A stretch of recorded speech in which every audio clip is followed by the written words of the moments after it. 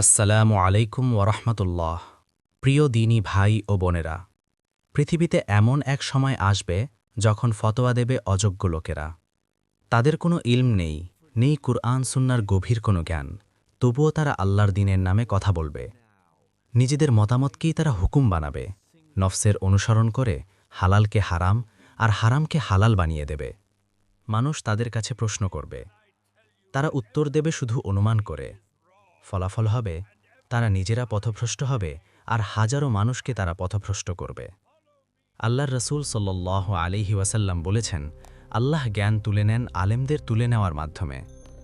অবশেষে মানুষ অজ্ঞদের নেতা বানায়, তারা ফতোয়া দেয় ইলম ছাড়া।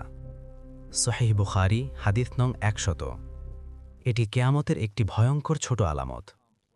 তাই এখনই সময়, ফতোয়া নেওয়ার আগে চিন্তা করুন, কার কাছ থেকে দিন শিখছেন তা যাচাই করুন এবং সত্য ও সঠিক আলেমের পথ ধরুন।